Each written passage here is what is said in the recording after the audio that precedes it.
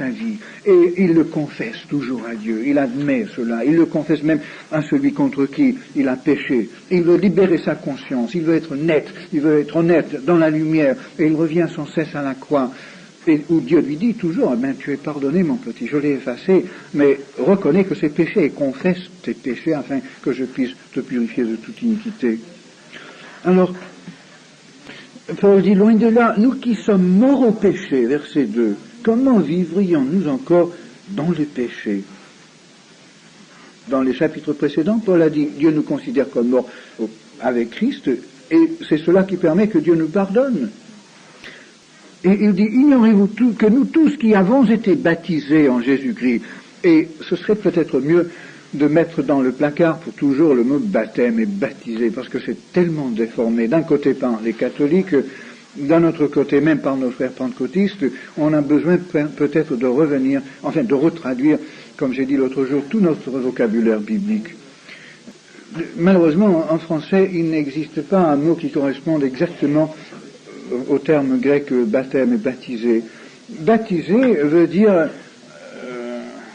enterré, mais dans une matière liquide, enfin immergé ou submergé, si vous voulez. Si nous parlions le grec, au lieu de parler le français, Mike Evans dirait, bon, alors ceux qui vont faire la vaisselle, ceux qui vont baptiser la vaisselle, allez-y, n'est-ce pas? Ou celui qui veut, il y a une belle baignoire ici à Saint-Lunaire, on peut tous une fois pour 6 mois, dans 6 mois, nous pouvons profiter et nous pouvons prendre un bain. Et Mike dirait, bon, alors ceux qui veulent se baptiser, allez-y, voilà la douche, voilà la salle de bain. Et en grec, c'était le mot courant, n'est-ce pas? Baptiser. On se baptise les mains quand on les lave, quand on les plonge dans l'eau. Et je crois qu'il vaut mieux peut-être parler d'immersion. C'est un enterrement dans une matière liquide, si vous voulez. Jésus-Christ a été enterré après sa mort, et l'enterrement, c'est la preuve finale de la mort. Une fois qu'une personne est dans la terre, on n'espère plus revoir cette personne. Il n'y a plus aucune possibilité de quoi cette personne soit en vie, c'est fini. Et Jésus a été enterré pendant ces 3 jours, ou ces 3 nuits plutôt, comme preuve de sa mort. D'abord, tout son sang a été versé à la croix. Tout ce qui restait de son sang, même après sa mort, a été versé dans la poussière au pied de la croix pour prouver qu'il était mort. Et Dieu a prouvé une deuxième fois qu'il était mort par son ensevelissement. Il n'y a aucun doute que Jésus est réellement mort à la crucifixion. Et l'enterrement, c'est donc la signature de la mort, en quelque sorte. Et comme nous sommes morts en Christ, cela veut dire que nous avons, aux yeux de Dieu, été enterrés. Et les premiers chrétiens, c'est Jésus lui-même qui a enseigné cela, ce symbolisme, les premiers chrétiens, dès qu'ils étaient convertis, généralement le premier jour, ils se faisaient baptiser, ils se faisaient immerger dans la mare du patelin, ou dans la rivière, dans la mer, devant tout le monde, devant tous les voisins, pour expliquer à tout le monde ce qui leur était arrivé. Ils étaient trop jeunes dans la foi pour donner des explications théologiques, mais au moins ils savaient qu'ils étaient passés de la mort à la vie et Dieu les considérait comme morts avec Christ, donc enterrés, effacés, ils étaient disparus, ils n'existaient plus en quelque sorte, ils étaient sous terre. Mais on ne pouvait pas ensevelir un nouveau converti dans la terre et le faire ressortir vivant. Le corps ne supporterait pas un tel traitement. Notre âme, oui, supporte ça, mais pas le corps. Alors, Jésus a institué, comme Jean-Baptiste, un symbole moins dangereux pour le corps. Au lieu d'enterrer le type dans la terre, on l'enterrait dans l'eau. Mais c'était un symbole d'enterrement, d'ensevelissement. Alors l'apôtre Paul dit, Dieu nous considère comme ensevelis avec Christ, et c'est cela notre baptême spirituel. Lorsque nous croyons en Christ, Dieu nous identifie avec Jésus-Christ. C'est cela le salut. Au moment où je demande à Dieu de m'identifier avec son Fils, Dieu me prend au mot et il m'identifie avec son Fils. Et en cet instant, tout mon péché devient le péché de Jésus-Christ. Mon cœur devient le cœur de Jésus-Christ.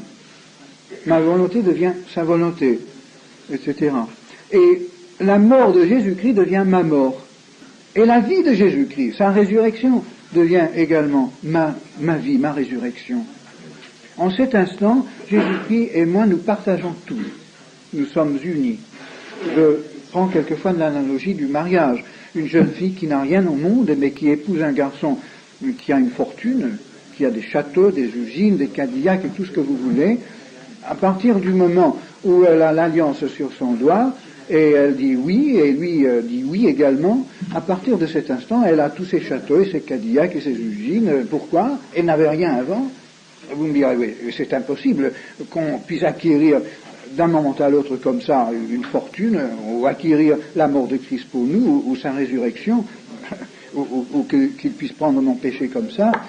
C'est une théorie qui n'a pas de logique, mais ici sur cette terre, c'est un phénomène qui se passe tous les jours. Dans le mariage, c'est comme ça. Et la jeune fille accepte le nom de son mari, de son jeune époux, et puis elle partage sa vie et tout ce qu'il a, elle l'a aussi. Et même s'il a de la misère et de la disette et des problèmes, eh ben, elle partage tout ça avec lui aussi. On partage tout ensemble, n'est-ce pas?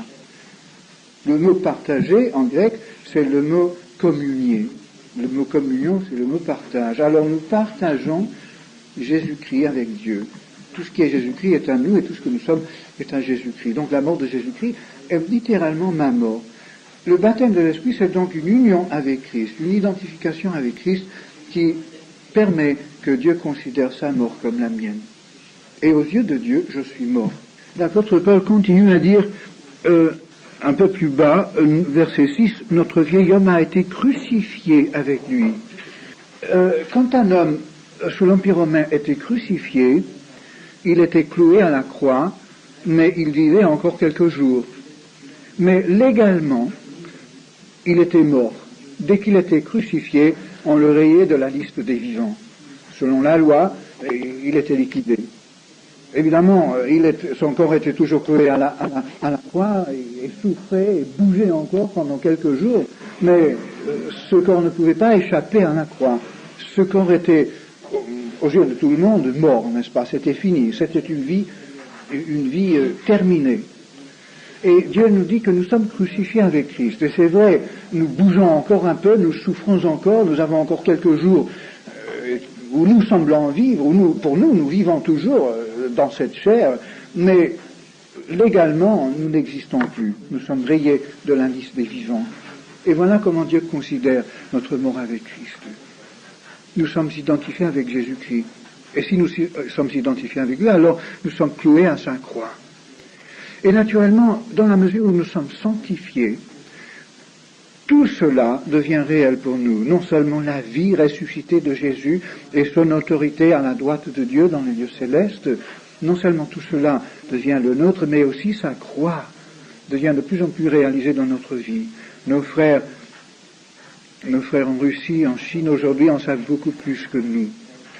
La crucifixion de Christ devient pour eux une réalité quotidienne à laquelle ils ne peuvent pas échapper. Cette souffrance, parce qu'ils sont identifiés avec Jésus-Christ. Cette souffrance, c'est la réalité de la croix de Jésus-Christ, n'est-ce pas? Cela ne dure que quelques années, que quelques jours en quelque sorte. Bientôt nous serons délivrés. Et en attendant, nous laissons derrière nous pour toujours cette chair qui est crucifiée. Mais la crucifixion de Christ et tout ce qui est Christ, sa souffrance ainsi que sa gloire deviennent les nôtres. Alors, lisons donc ces versets, verset 3, « Ignorez-vous que nous tous, et l'apôtre Paul ne fait pas de distinction, il ne dit pas que certains chrétiens ont le baptême de l'Esprit et que d'autres ne l'ont pas, il met tout le monde dans le même sac, lui aussi. Nous tous qui avons été baptisés en Jésus-Christ, c'est en sa mort que nous avons été baptisés. Nous avons donc été ensevelis avec lui par le baptême en sa mort, afin que, comme Christ est ressuscité des morts dans la gloire ou la puissance du Père, de même, nous aussi nous marchions en nouveauté de vie. Nous ne pouvons pas être pardonnés avant d'être baptisés par le Saint-Esprit. Dieu ne peut pas pardonner notre péché tant que nous ne sommes pas pardonnés. Et Dieu ne peut pas pardonner notre péché tant qu'il ne nous considère pas comme morts. Une fois qu'il nous considère comme morts, alors il pardonne notre péché. Donc il est impossible d'être sauvé sans être baptisé du Saint-Esprit. Le baptême, c'est une chose une fois pour toutes. Et le baptême d'eau que pratiquaient les premiers disciples il y a 2000 ans, par immersion, c'était une image du baptême spirituel. Comme la Sainte Seine, c'est l'image du corps et du sang de Jésus, n'est-ce pas? Le baptême d'eau, c'est l'image du baptême de l'Esprit. Et nous comprenons la signification du baptême de l'Esprit par cette image. Et si nous sommes devenus, verset 5, une même plante avec lui par la conformité à sa mort, nous le serons aussi par la conformité à sa résurrection. Il y a deux variations dans le texte grec ici, mais les deux sont valables à mon avis. Il y a une traduction, une version qui dit si nous avons été plantés avec lui dans sa mort, par la conformité à la mort, ou dans une mort semblable à la sienne. Et l'autre version, c'est si nous avons été unis avec lui dans une mort pareille, dans la conformité à sa mort. Donc, nous avons été ou plantés avec lui, comme une semence, pour devenir la même racine, ou bien greffés sur la racine, en quelque sorte, ou bien nous avons été unis avec lui dans sa mort, mais cela revient au même, en quelque sorte. Mais il y a l'image d'une greffe. Par exemple, ici, la terre, la mort, si vous voulez, Jésus-Christ est venu du ciel, il est mort, il a été enterré. Il dit, si un grain de blé ne meurt et ne tombe en terre et ne meurt, elle ne peut pas se reproduire. Il disait cela dans Jean 12, en parlant à ces Grecs qui étaient venus le trouver. Mais il dit, si elle meurt, elle produit beaucoup de fruits.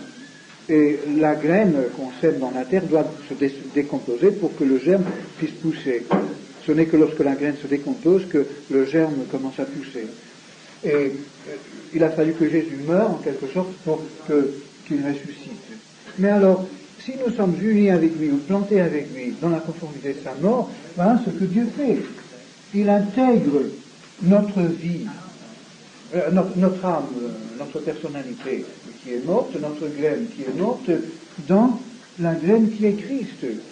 Et par un acte du Saint-Esprit, les deux choses sont fusionnées. Et de même que Jésus-Christ est ressorti vivant de son tombeau, de même, notre âme morte, notre personnalité morte participe à cette résurrection. C'est un acte organique, si vous voulez, organique, spirituel.